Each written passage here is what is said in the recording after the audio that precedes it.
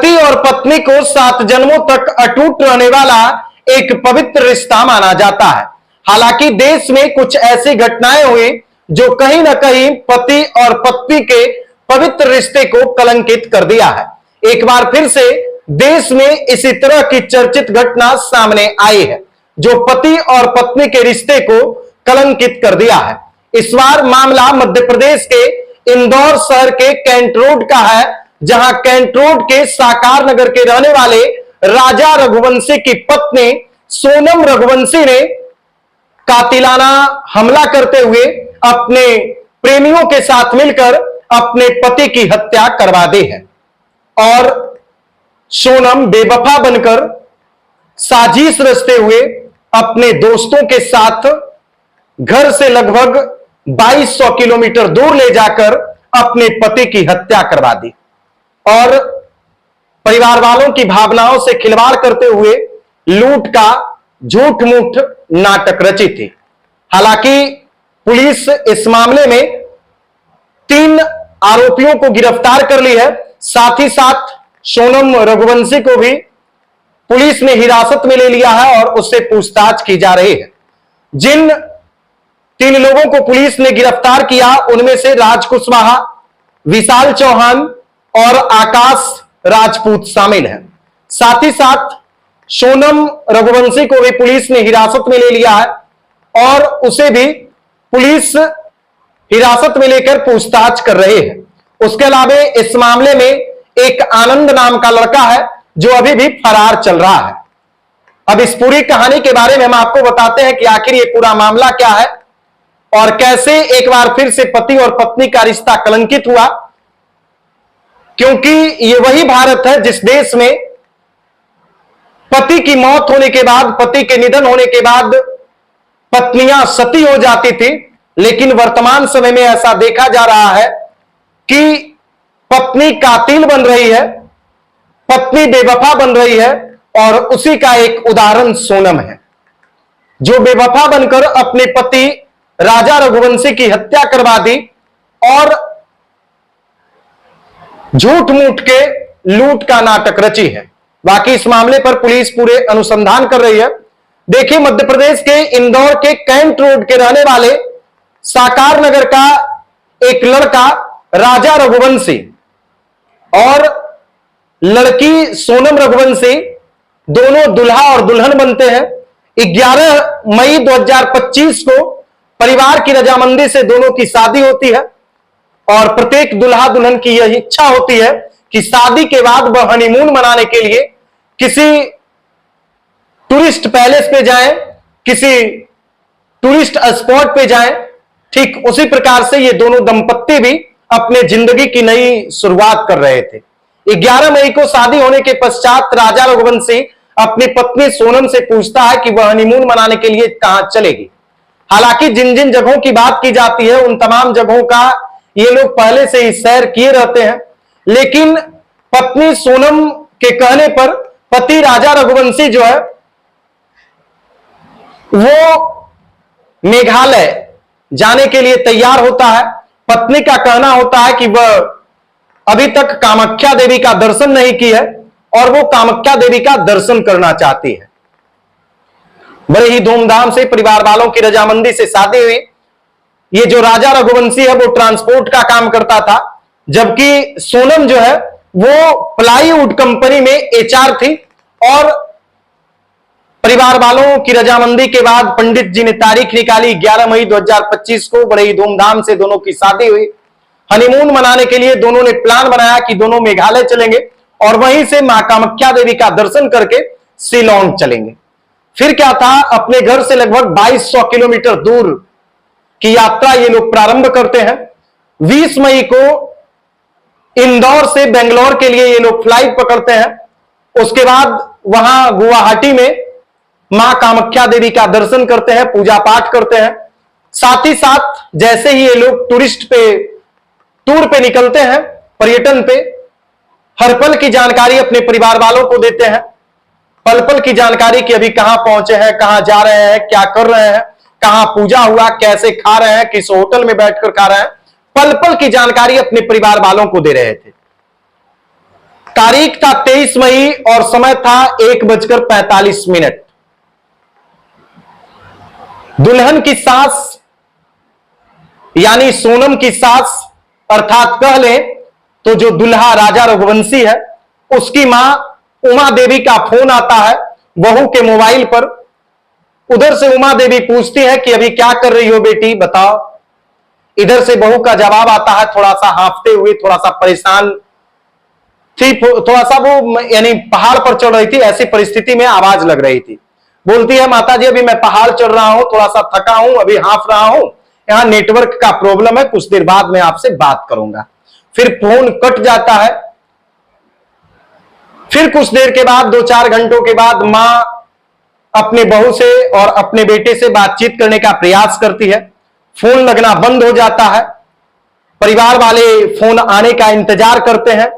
दुल्हा का भाई सचिन और विपिन है, दोनों को इसकी जानकारी दी जाती है कि अभी भाई का फोन नहीं लग रहा है। इस बात की जानकारी दुल्हन के भाई जो गोविंद है उसको भी दी जाती है कि दुल्हन का फोन नहीं लग रहा है क्योंकि दोनों हनीमून मनाने के लिए शिलोंग गए हैं। फिर क्या था, परिवार वालों की चिंता बढ़ गई, खोजबीन शुरू हो गई। 24 घंटे इंतजार हुए। 24 घंटे के बाद परिवार के लोग परेशान थे। फिर दुल्हा का भाई विपिन और दुल्हन का भाई गोविंद प्लान बनाता है कि जब फोन नहीं लग रहा है तो उन लोगों को खोजने के लिए हम लोगों को घर से उसी स्थान पर जाना चाहिए जहां पे दुल्हा और दुल्हन हनीमून मनाने गए थे। फिर क्या था, दोनों प्लान बनाते हैं और दोनों उस जगह पर जाते हैं जहां दोनों हनीमून मनाने गए थे। दोनों भाई यानी दुल्हा का भाई अपने भाई को खोज रहा था और दुल्हन का भाई अपनी बहन को खोज रहा था। हाथ में दुल्हा और दुल्हन का तस्वीर था।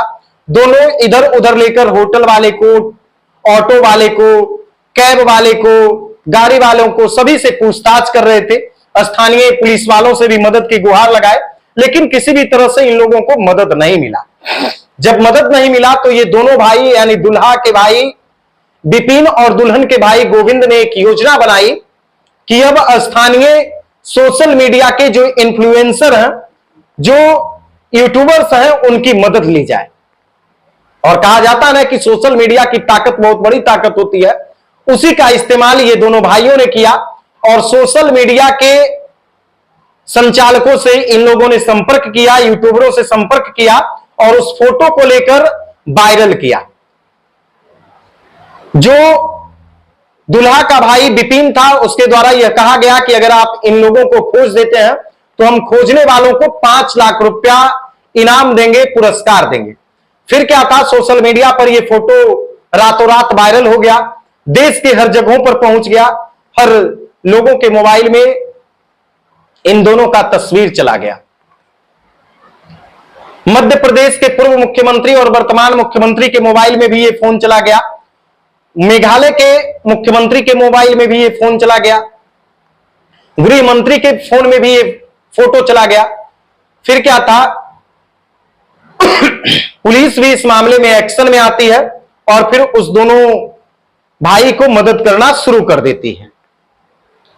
फिर देखिए 23 मई को गांव के मुखिया के द्वारा पुलिस को यह सूचना दी जाती है कि गोल्डन पाइस ढाबा के पास शिलोंग में एक चाबी लगा हुआ लावारिस बाइक खड़ी है और जो बाइक ये दोनों लेकर के गए थे, राजा रघुवंशी और सोनम रघुवंशी, क्योंकि वहां बाइक जो है वो भाड़े पे मिलता है और जिससे आप आसपास के इलाकों में जो टूरिस्ट पैलेस है, जो टूरिस्ट स्थल है, वहां आप घूम सकते हैं। तो ये लोग एक बाइक लेकर के गए थे, लेकिन लावारिस हालात में उधर नौग्रियंट गांव में डबल डेकर पुल के पास गोल्डन पाइस ढाबा के पास चाबी लगी हुई लावारिस हालात में एक एक्टिवा जो था वो पड़ा हुआ था। फिर क्या था, दंपत्ति का जो परिवार है वो संपर्क किया, सीसीटीवी फुटेज निकाले गए होटल का, उसके बाद गूगल से सर्च कर एक्टिवा का लोकेशन निकाला गया, एक्टिवा को जब्त किया गया। फिर पुलिस खोजबीन शुरू की। खोजबीन के दौरान बारिश शुरू हो गई तो फिर खोजबीन रुक गया, फिर से पुलिस खोजबीन शुरू की। फिर गूगल सर्च के दौरान 27 मई को शाम में पुलिस को 2 बैग पहाड़ी इलाके में मिला और यह बैग बाइक से कुछ ही दूरी पर खाई में मिला था। फिर 28 मई को सांसद शंकर लालवानी ने शिलांग में पुलिस अधिकारियों से मुलाकात की। फिर 29 मई को तेज बारिश के कारण सर्च ऑपरेशन को रोकना पड़ा। फिर 30 मई को सुबह दोबारा सर्चिंग शुरू हुई। 31 मई को बारिश के कारण फिर से सर्च को रोकना पड़ा। 1 जून को परिवार वालों ने ज्योतिष का सहारा लिया और ज्योतिष से दोनों की कुंडली दिखवाई गई। फिर 2 जून को राजा रघुवंशी का डेड बॉडी गहरी खाई में मिला। 3 जून को पोस्टमार्टम का रिपोर्ट आया जिसमें यह पाया गया कि लकड़ी काटने वाले धारदार हथियार से वार कर उसकी हत्या की गई है। और 4 जून को राजा रघुवंशी का डेड बॉडी इंदौर लाया गया। 5 जून को शिलांग के होटल रिसेप्शन में दंपत्ति का सीसीटीवी फुटेज सामने निकाला गया।